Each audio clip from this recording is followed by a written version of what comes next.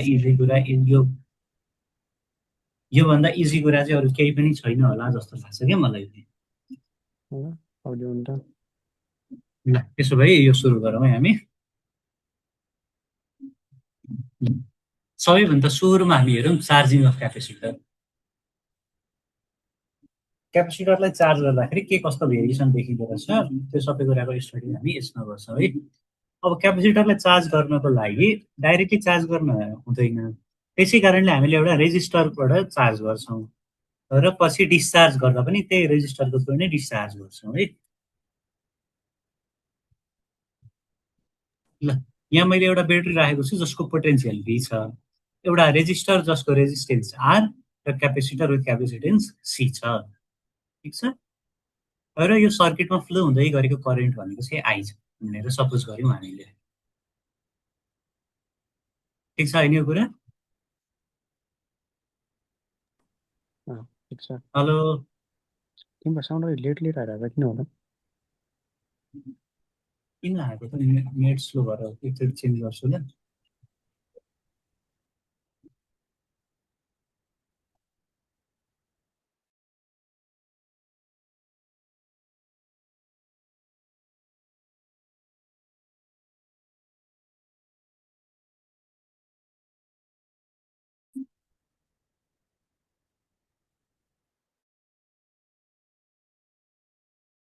Hello हजुर के छ भने अभरेज ल आउँदैछ नि त।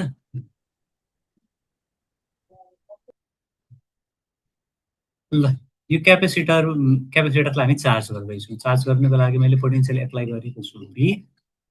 करेन्ट यदि I फ्लो हुँदैछ भने रेजिस्टरको एक्रोसको पोटेन्सियल भनेको I इन्टु R हुन्छ है। अनि क्यापेसिटरको एक्रोसको पोटेन्सियललाई मैले VC लिएको छु जसको भ्याल्यु भनेको चाहिँ Q/C हुन्छ। यो कुरा हामीले पढेका छौँ, Q = CV भनेर पढेका छौँ। अनि Q भनेको charge in the capacitor, C भनेको क्यापेसिटेन्स भयो, यिनीहरूको रेसियो भनेको चाहिँ क्यापेसिटरको एक्रोसको पोटेन्सियल हुन्छ, ठिक छ गुरु? ठिक छ। ल मैले यो Q/C भन्ने टर्मलाई अर्को साइडमा पठाइदिएँ र I लाई म के लेख्न सक्छु भन्दा dQ/dt लेख्न सक्छु नि, किनकि करेन्ट भनेको rate of flow of charge हो। त्यही भएर I लाई मैले dQ/dt लेख्न सक्छु। R लाई पनि मैले अर्को साइडमा पठाइदिएँ। यसले त्यसमा के भने 1/R टाइम्स V - Q/C भयो र यतापट्टि बाँकी रहे dQ/dt भन्ने टर्म बाँकी रह्यो है त, ठिक छ। अब मलाई यहाँ इन्टिग्रेसन गर्नु छ, तर यस्तो टर्मले गर्दाखेरि मलाई इन्टिग्रेसन गर्न अलिकति गाह्रो भयो। त्यही भएर मैले यो टर्मलाई सब्स्टिट्युट गरिदिएँ। V - Q/C लाई मैले सब्स्टिट्युट गरिदिएँ x सँग। यति टर्मलाई मैले x सब्स्टिट्युट गरेँ र t को टर्ममा मैले दुईटै साइडलाई अब डिफरेन्सिएट गर्दैछु है त। V भनेको V त कन्स्टेन्ट भएको, यसको t को टर्ममा डेरिभेटिभ भनेको 0।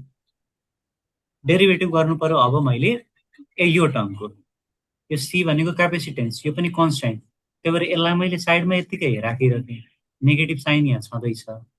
Q को डेरिभेटिभ भनेको dQ/dt हुन्छ, ठिक छ यति कुरा। र अर्को साइडमा डेरिभेटिभ भनेको dx/dt भयो, सिम्पली यति मात्रै छ है।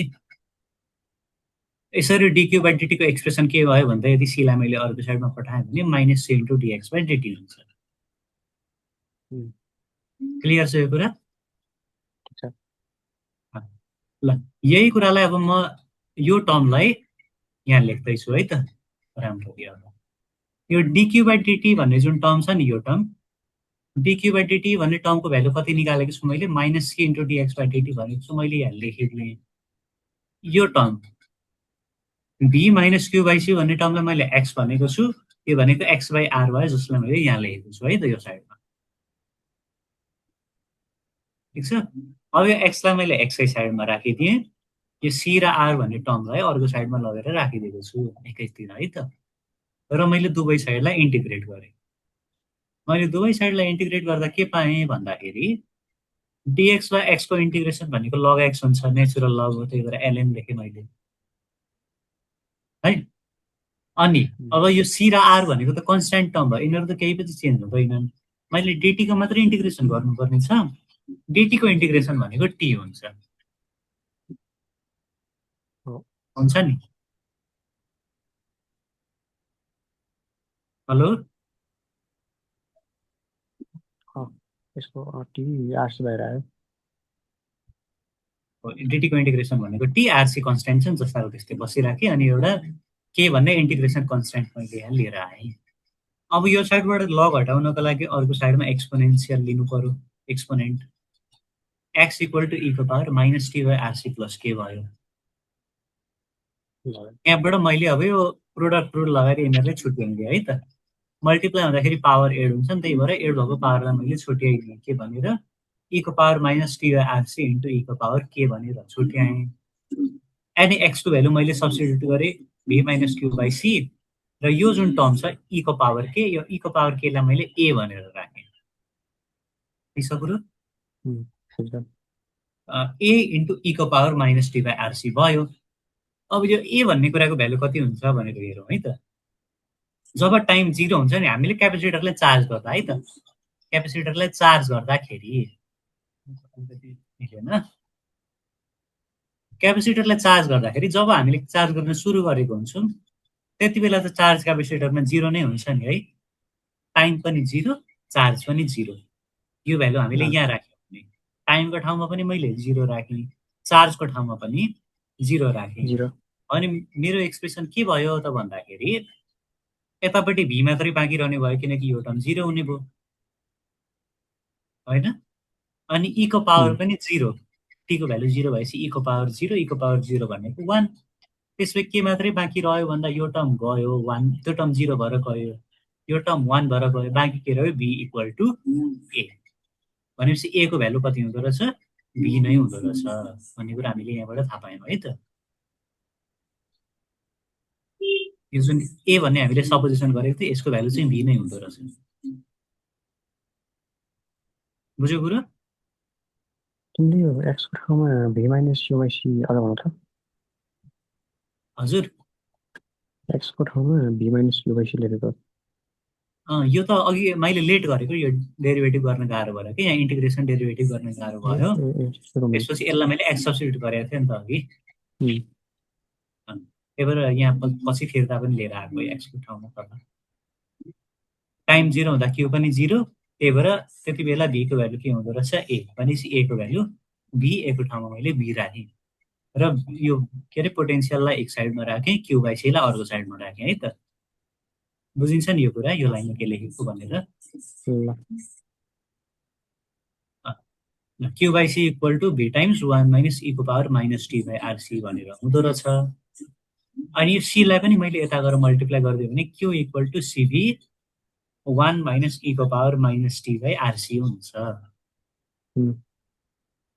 अनि यो जुन सिभी भन्ने टर्म छ यो सिभी भनेको क्यू हो क्यू इक्वल टु सिभी भनेर हामी पढ्थ्यौँ यो क्यापेसिटेन्स भनेको एउटा कन्स्टेन्ट टर्म भइगयो क्यापेसिटरको लागि यो भी भनेको चाहिँ हामीले एप्लाई गरेको पोटेन्सियल यो दुईटाको प्रोडक्ट भनेको चाहिँ के हुँदो रहेछ क्यू नट हुँदो रहेछ यो भनेको चाहिँ म्याक्सिमम चार्ज भयो त्यो क्यापेसिटरमा स्टोर हुन सक्ने म्याक्सिमम चार्जिङ क्यापेसिटी यति रहेछ क्या क्यू नट भन्ने भनेपछि हाम्रो क्यूको भ्यालु के आयो भन्दा Q equal to Q naught times 1 minus ईको power minus T by RC छ यो आरसी भन्ने टर्मलाई हामी टाउले रिप्रेजेन्ट गर्छौँ र टाउ भनेको चाहिँ के हो टाइम कन्स्टेन्ट है हामीलाई चाहिने एक्सप्रेसन यही हो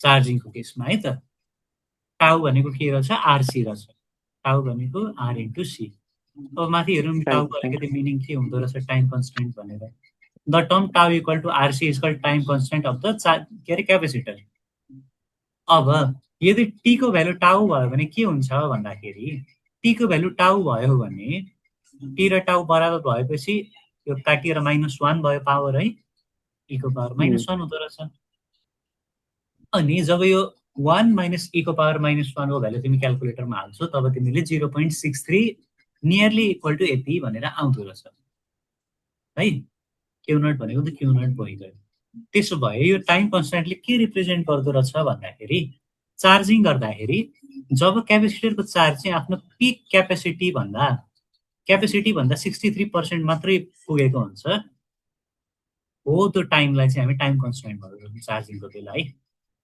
एउटा क्यापेसिटरले आफ्नो टोटल क्यापेसिटीको 63% चार्ज हुन लाग्ने टाइमलाई हामी टाइम कन्स्ट्यान्ट भन्दो रहेछौँ। यो कुरा बुझ्यौ? Time constant. चार्जिङको केसमा यो भयो। चार्जिङको ग्राफ पनि यस्तै हुन्छ है, एक्सपोनेन्सियलको ग्राफ यसरी नै बग्दिन्छ। सुरुमा चार्ज छिटो हुन्छ, चार्ज एकुमुलेट हुँदै गएपछि चार्जिङको स्पिड पनि एकदम स्लो हुँदै जान्छ र एउटा पोइन्टमा पुगेपछि यो लाइन लगभग सिधा नै भएर जान्छ। यो हाम्रो चार्जिङको केसमा। अब डिस्चार्जिङ भनेको उस्तै कुरा हो। अब डिस्चार्जिङ गर्दाखेरि हामीले ब्याट्रीलाई रिमुभ गऱ्यौँ, क्यापेसिटरलाई एउटा रेजिस्टर एक्रस मात्रै हामी के गर्दैछौँ, डिस्चार्ज गराउँदैछौँ है त। त्यसो भए माइनस भिसी भनेको आइआर हुन्छ। यहाँ माइनस किन राखेको भन्दाखेरि क्यापेसिटर के हुँदैछ, डिस्चार्ज हुँदैछ। बुझ्यो कुरो? डिस्चार्जिङ पोटेन्सियल भनेको यो रेजिस्टरको एड्रेसको पोटेन्सियलसँग बराबर हुन्छ भनेर मैले यसो गरेको। बिसी भनेको क्यू बाई सी भ्यालु मैले सब्स्टिट्युट गरेँ, अनि आई भनेको डिक्यू बाई डिटी। सेम अगाडि गरे जस्तै छ है। यहाँ पनि अगाडि हामीले यस्तै सब्स्टिट्युसन गरेको थियौँ, आईको ठाउँमा डिक्यू बाई डिटी नै ल्याएको थियौँ। अब मैले यो डिक्यूलाई क्यूसँग राखेँ र बाँकी टर्मलाई एक साइडमा राखेँ है त। यो क्यू यहाँ आयो, डिक्यूसँग आयो, अनि यो आरसी भन्ने टर्मलाई मैले टाइमको साइडमा राखेको छु। अब मैले यसलाई इन्टिग्रेट गरेँ भने यहाँ मैले इन्टिग्रेसन गरेको हो। यति कुरा अब हामी आफै बुझ्छौँ, ठुलो भइसक्यौँ। इन्टिग्रेट गर्दा हामीले के पायौँ भन्दाखेरि डिक्यू बाई क्यूको इन्टिग्रेसन भनेको त नेचुरल लग क्यू हो, डिटीको इन्टिग्रेसन भनेको टी हो, आरसी भनेको त कन्स्ट्यान्ट टर्म भएको यो जस्ताको त्यस्तै बस्यो, प्लस यो के भनेको इन्टिग्रेसन कन्स्ट्यान्ट। ठिक छ। अब मलाई यो लगको टर्ममा राख्नु छैन, मलाई ईको पावरको टर्ममा राख्नु छ। त्यही भएर मैले के गर्छु भन्दाखेरि क्यू इक्वल टु ईको पावर, अर्को साइडमा जे छन् सबैलाई ईको पावर माथि राखिदिन्छु। ईको power T by RC plus के हुन्छ, छुट्टी आयो भने ईको power minus T by RC into ईको पावर के हुन्छ, हो नि? हजुर त्यही त, पावरको यस्तो हो नि त। यो त ईको पावरमा पो यति सबै कुरा प्लस छ नि त। अनि ईको पावर यहाँ ए छ, यो ईको पावर बी छ। ए भनेको minus T by RC, B भनेको के यस्तो क्या, बुझ्यो कुरो? हो। अनि यो ईको पावर के भन्ने टर्मलाई मैले फेरि पनि ए भनेर सब्स्टिट्युट गरेँ है। अब फेरि हेरौँ। अब फेरि हेर्दा के देखियो भन्दाखेरि फुल क्यापेसिटीमा थियो अहिले है, डिस्चार्ज हुँदै हुँदै गयो। जब टाइम 0 हुन्छ नि, जब टाइम 0 हुन्छ तब क्यापेसिटरमा चार्ज कति हुन्छ भन्दाखेरि म्याक्सिमम चार्ज क्यू नट हुन्छ, हो? अहिले त डिस्चार्ज गर्छौँ, त्यही भएर अब टीको ठाउँमा 0 राखौँ, क्यूको ठाउँमा क्यू नट राखौँ। हामीले के पाउँछौँ, यो पावर 0 भएको कारणले गर्दा यो पुरै टर्म 1 भएर जान्छ। क्यूको ठाउँमा के हुन्छ, क्यू नट। त्यसको ए को भ्यालु त कति हुँदो रहेछ, क्यू नटसँग बराबर हुँदो रहेछ। बुझ्यौ नि यो कुरो? अघिको क्वेसनमा हाम्रो ए को भ्यालु भनेको भी पोटेन्सियलसँग बराबर हुँदै थियो, तर अहिलेको केसमा चाहिँ क्यू नटसँग बराबर हुन्छ। त्यसो भए हाम्रो एक्सप्रेसन के भयो भन्दाखेरि Q equal to Q naught into ईको power minus T by tau. RC भनेको फेरि पनि टाउ भयो। यो टाउ भनेको के, डिस्चार्जिङ टाइम कन्स्ट्यान्ट भयो है त। अब यति बेला यो टाउलाई कसरी डिफाइन गर्ने भन्दाखेरि यदि यो टी र टाउ बराबर भयो, एट्टी इक्वल टु टाउ ईको पावर -1 हुने भयो, र ईको पावर -1 को भ्यालु चाहिँ 0.37 हुन्छ। भनेपछि हामीले डिस्चार्जिङ टाइम कन्स्ट्यान्टलाई के भन्न पायौँ त भन्दाखेरि त्यस्तो टाइम जति बेला चाहिँ क्यापेसिटरको चार्ज आफ्नो म्याक्सिमम क्यापेसिटी भन्दा 37%ले ड्रप भएको हुन्छ भनेर भन्नु पर्यो है। अथवा 37% ड्रप हुन जति टाइम लाग्छ हो त्यो टाइमलाई हामीले के भन्यौँ, डिस्चार्जिङ टाइम कन्स्ट्यान्ट भनेर भन्यौँ। ईको पावरमा -1 तिमीले राउटले हो।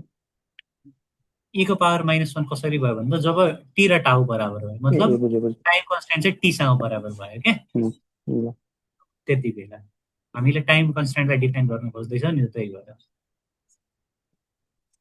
भनेपछि चार्जिङको बेला के भन्नु पर्थ्यो भन्दाखेरि क्यापेसिटर चाहिँ आफ्नो पिक क्यापेसिटीको 63% चार्ज हुन लाग्ने टाइमलाई हामी टाइम कन्स्ट्यान्ट भन्थ्यौँ।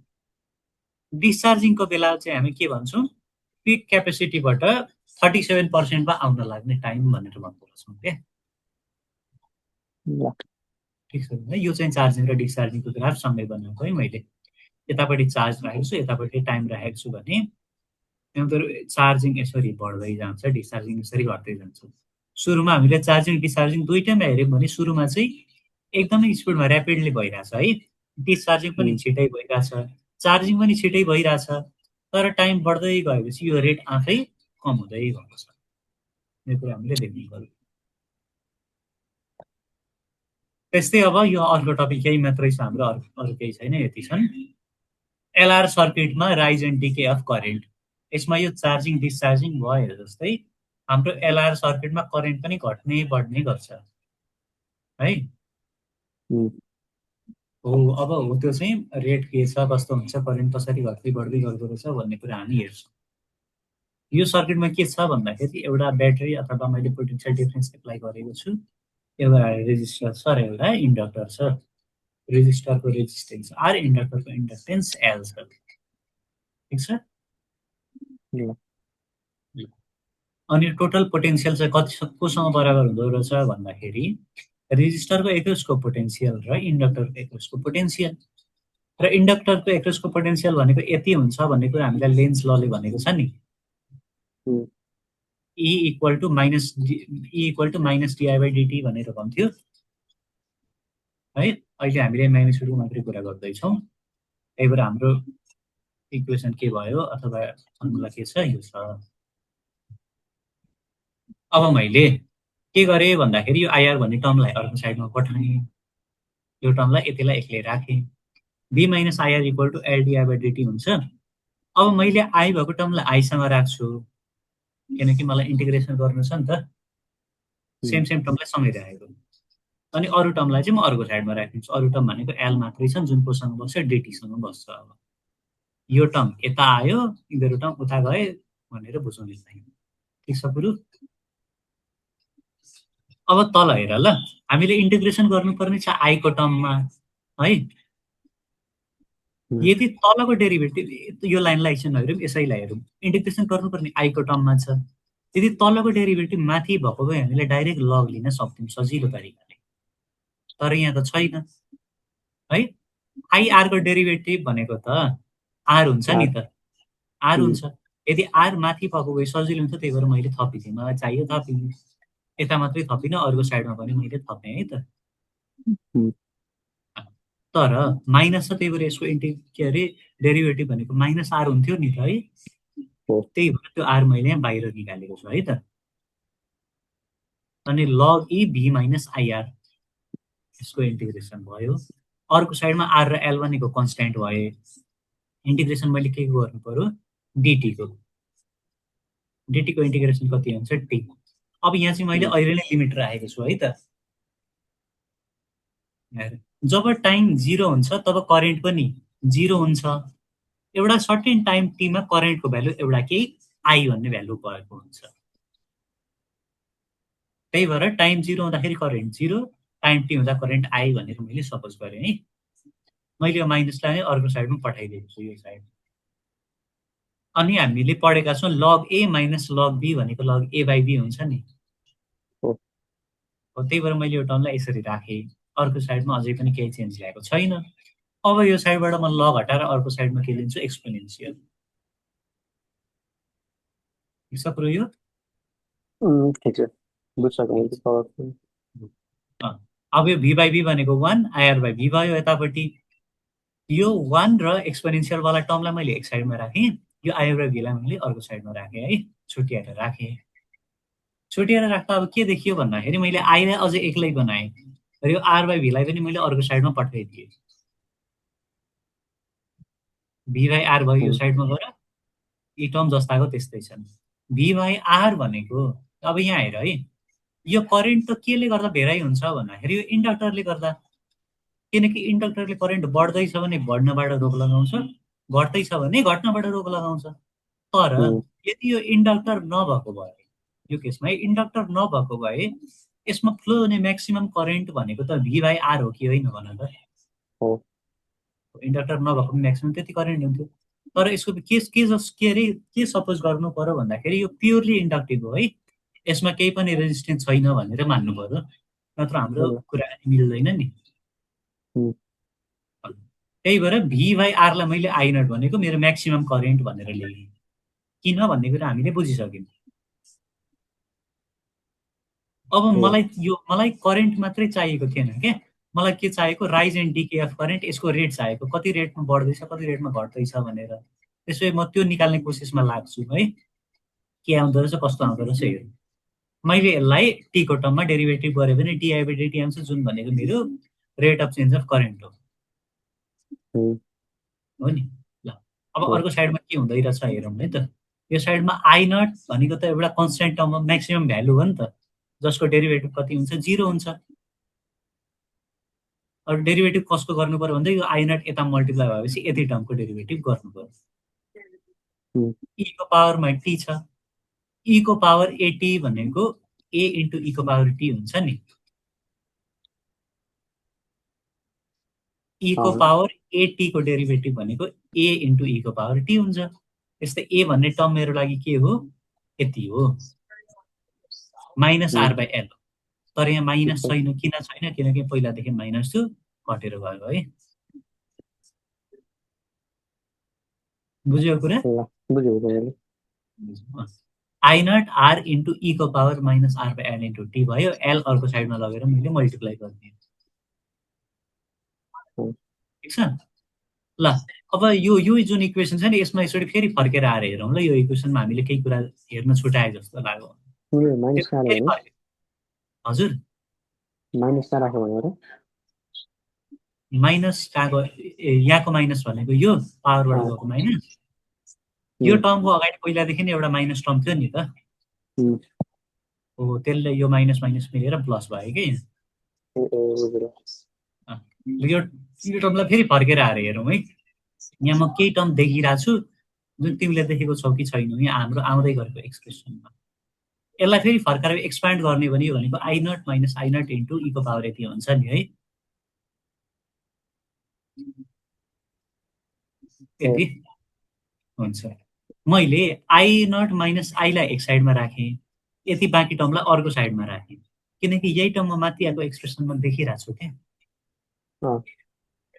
देखिरहेको छु है। त्यसो भए मैले सब्स्टिट्युट गरिदिएँ, यो आर बाहेक अरू टर्म सेम यति हुन्। त्यसो भए आरलाई राखेर अरू टर्मलाई मैले आई नट माइनस आई राखेँ, यसले त्यसमा यही छँदैछ। त्यसमा मेरो एक्सप्रेसन के भएको छ, L di by dt equal to R times I naught minus I आयो। अब अझै अगाडि बढ्यौँ भने हामीले के पायौँ भन्दाखेरि मैले यो एललाई अर्को साइड पठाइदिएँ भने, एललाई अर्को साइड पठाइदिएँ भने मेरो एक्सप्रेसन के भयो भन्दाखेरि dI by dt equal to R by L I naught minus I भनेर मेरो एक्सप्रेसन आयो। ठिक छ कुरा होइन? यो त एकदम सिम्पल कुरा छ नि होइन। मेरो एउटा चाहिने इक्वेसन यो भयो, अर्को चाहिने इक्वेसन मेरो अब यो। मैले यहाँ फेरि टाइम कन्स्ट्यान्ट भन्ने टर्म लिएर आएको छु। टाइम कन्स्ट्यान्ट भन्ने टर्म भनेको चाहिँ यहाँ के बुझाउँछ भन्दाखेरि यहाँ चाहिँ अब एल बाई आर भन्ने टर्मलाई चाहिँ टाइम कन्स्ट्यान्ट भनेर बुझिन्छ है त। एलआर सर्किटमा हाम्रो आरसी सर्किटमा आरसी भनेको टाइम कन्स्ट्यान्ट थियो, एलआर सर्किटमा चाहिँ एल बाई आर भनेको हाम्रो टाइम कन्स्ट्यान्ट। ठिक छ। अब यदि टाइम भनेको हाम्रो टाइम कन्स्ट्यान्टसँग बराबर छ भने यो टर्म 1 हुने भयो, ईको पावर माइनस 1 हुने भयो, अनि 1 माइनस ईको पावर माइनस 1 अघि नै पनि हामीले निकालेको, यसको लागि 0.63 हुन्छ।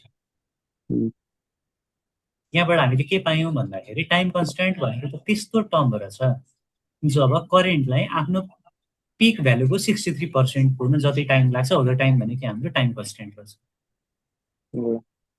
बुझ्यो? करेन्ट राइज हुँदाखेरिको केस हो यो। करेन्ट राइज हुँदै गर्दाखेरि करेन्टलाई आफ्नो पिक क्यापेसिटीको 63% पुग्न जति टाइम लाग्छ हो, त्यो भनेको हाम्रो के हुन्छ, टाइम कन्स्ट्यान्ट। अब यसलाई नै डिस्चार्जिङको बेला हेर्ने हो भने यहाँ चाहिँ डिकेएफ करेन्ट भन्नु है, अलि ब्लर आएको रहेछ, बुझिन्छ? ठिक छ, बुझिन्छ है। हाम्रो यहाँ इन्डक्टर छ र रेजिस्टर मात्रै छ। यो इन्डक्टरको थ्रु करेन्ट डिके हुँदैछ, हामीले ब्याट्रीलाई रिमुभ गरेका छौँ। ठिक छ। IR equal to minus LDI by dt. IR भनेको यसको एक्रसको पोटेन्सियल, यो भनेको यसको एक्रसको पोटेन्सियल। नेगेटिभ साइन किन राखेको, किनकि यहाँ करेन्ट डिक्रिज हुँदैछ भनेर है त। ठिक छ। आईवाला टर्मलाई मैले डिआईसँगै राखेँ है, अरू कुरालाई मैले अर्को साइडमा पठाएँ, डिआई बाई आई भयो, अर्को साइडमा minus R by L dt भयो। अब मैले दुइटै साइड इन्टिग्रेट गरेँ भने के पाउँछु, डिआई बाई आईको इन्टिग्रेसन भनेको लग आई हुन्छ, अनि डिटीको इन्टिग्रेसन भनेको टी हुन्छ। कहाँदेखि कहाँसम्म गर्ने, अब इनिसियल्ली है, अब यसमा अघि चाहिँ 0 गरेको थियो, अब यहाँ त 0 हुँदैन नि त। इनिसियल्ली करेन्टको भ्यालु केही थियो, एउटा आई नट थियो है। अब हामी कुनै एउटा ठाउँको भ्यालु लिँदैछौँ नि त, आई भनेपछि कुनै एउटा पोइन्ट हुन सक्यो। इनिसियल्ली टाइम 0 थियो, अब यति बेलाको टाइम भनेको कुनै एउटा टी टाइम हो। त्यही भएर मेरो लिमिटिङ के अरे इन्टिग्रेटिङ के भयो त लिमिट भनेको आई नटदेखि आईसम्म, 0देखि टीसम्म भएछ मेरो। अब यसलाई मैले लेख्ने हो भने, राम्ररी लेख्ने हो भने upper limit minus lower limit गर्नुपर्छ। Log I minus log I not हुन्छ, log A minus log be भनेको लग ए बाई बी भनेर मैले यहाँ डाइरेक्टली लेखेँ है त अहिले चाहिँ। ठिक छ, बुझ्यो भने टी माइनस 0 भनेको टी नै हुन्छ यो साइड। ठिक छ। लगलाई हटाउन मैले यतापट्टि एक्सपोनेन्सियल लिएँ। आई बाई आई नट भनेको ई को power minus R by L into T भयो। त्यसपछि आई भनेको आई नट इन्टु ई को पावर माइनस टी बाई टाउ हुँदो रहेछ। यहाँबाट मेरो टाउको भ्यालु के हुँदो रहेछ, यहाँ मैले एल बाई आर लेख्नु पर्थ्यो, आर बाई एल लेखेको छु, मिस्टेकले यस्तो भएको है। एल बाई आर, यो भनेको मेरो टाइम कन्स्ट्यान्ट।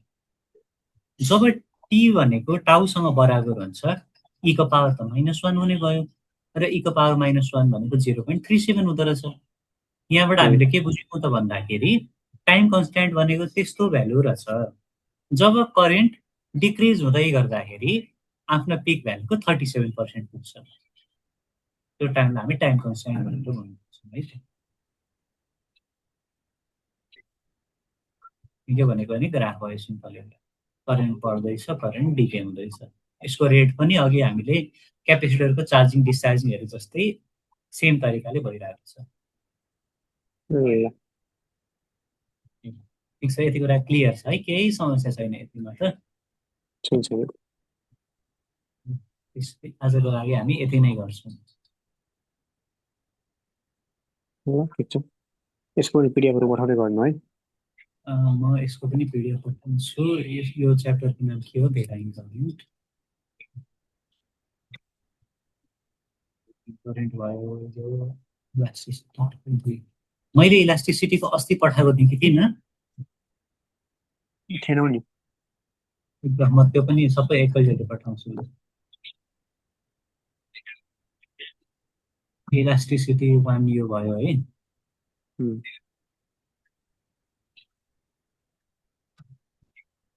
पठाइहाल्छु म।